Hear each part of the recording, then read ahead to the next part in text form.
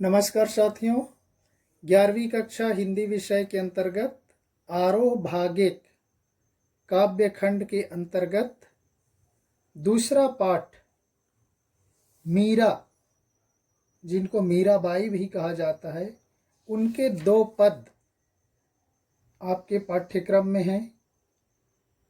तो पाठ पिछले में हमने देखा कबीरदास जी के 2 पद लिए। अब ये दूसरे पाठ में मीरा के पद, जिसकी रचना मीराबाई ने की, यहाँ पर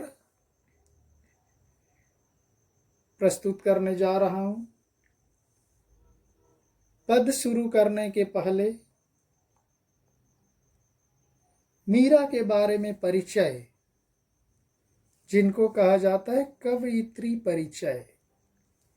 देखिए, पुरुष है तो कहा जाता है कवि परिचय, लेकिन महिला कवि होती हैं, उनके लिए कहा जाता है कवयित्री परिचय।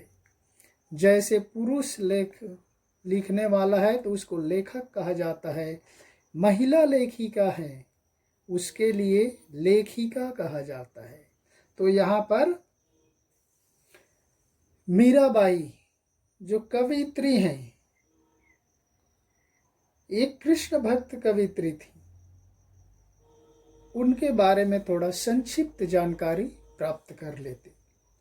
मीराबाई का जन्म सन 1498 में कुड़की गांव, जो मारवाड़ रियासत के अंतर्गत आता है, राजस्थान में स्थित है, वहां इनका जन्म हुआ। देखिए, जोधपुर के पास चोकड़ी या कुड़की, चोकड़ी भी कहा जाता है और कुड़की भी कहा जाता है। तो वहाँ पर मारवाड़ रियासत है, जो जोधपुर जिला के अंतर्गत आता है, वहाँ उनका जन्म हुआ। 13 वर्ष की उम्र में उनका विवाह हो गया। मेवाड़ के राजा महाराणा सांगा के पुत्र कुंवर भोजराज से हुआ 13 साल की उम्र में। इसीलिए देखे होगे राजस्थान में अब भी बाल विवाह प्रचलित है, बताया जाता है। तो इसलिए उस समय 1498 में 13 साल की उम्र में मेवाड़ के राज परिवार में महाराणा सांगा के पुत्र कुंवर भोजराज से मीराबाई का विवाह हुआ था और इनकी मृत्यु हुई 1546 में, अर्थात 1498 1546 कितना हुआ, 48 ईयर, 48 साल में ही उनकी मृत्यु हो गई। केवल 48 साल तक वो जीवित रही। इनकी प्रमुख रचनाएं देखिए, मीरा पदावली, नरसी जीरो, माहेरो, ये इनकी रचनाएं हैं, प्रमुख रचनाएं। मीराबाई संत रैदास की शिष्या थी। संत रैदास इनके गुरु थे। मीराबाई की भक्ति दैन्य और माधुर्य भाव की है, दैन्य भाव की और माधुर्य भाव की भक्ति मानी जाती है। इन्होंने पूरे जीवन भर श्री कृष्ण की भक्ति की। मीरा के पदों की भाषा में राजस्थानी प्रमुख है।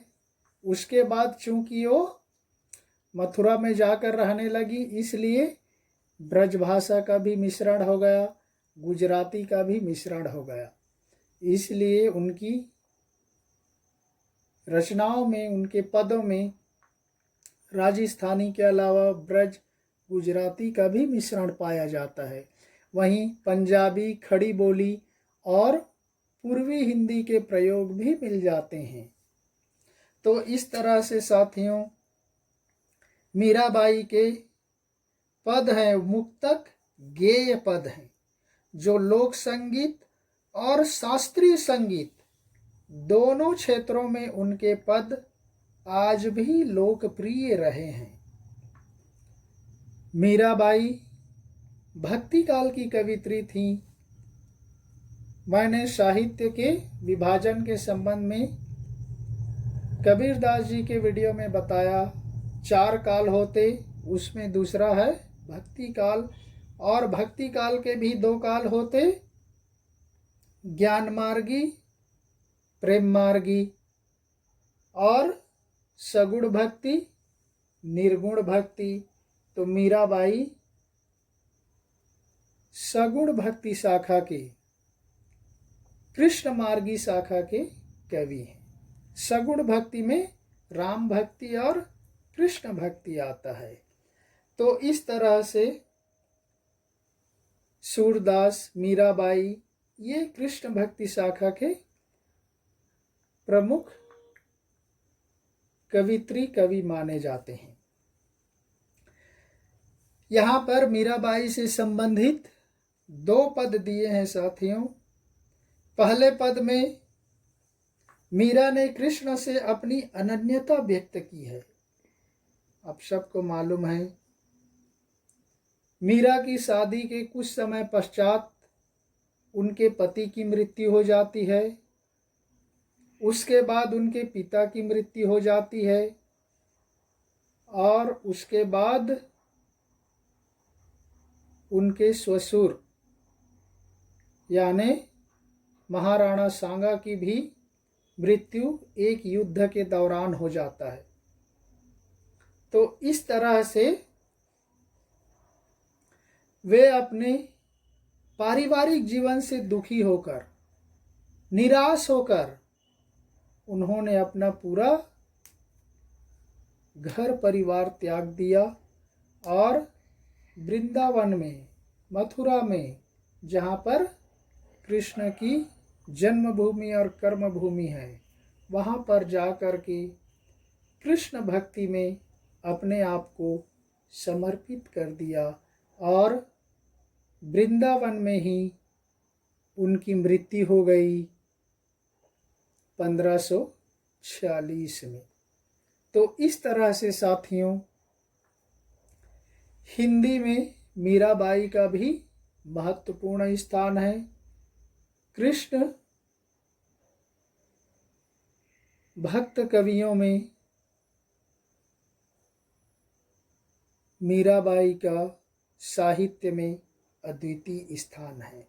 तो इस तरह से वह श्री कृष्ण के प्रति अपनी पूरा समर्पण व्यक्त करते हुए भक्ति की तथा बेकार में लगे हुए लोगों के प्रति उन्होंने दुख प्रकट किया कि वो सांसारिकता में फंसकर, माया मोह में फंसकर अपने अमूल्य जीवन के समय को नष्ट कर रहे हैं।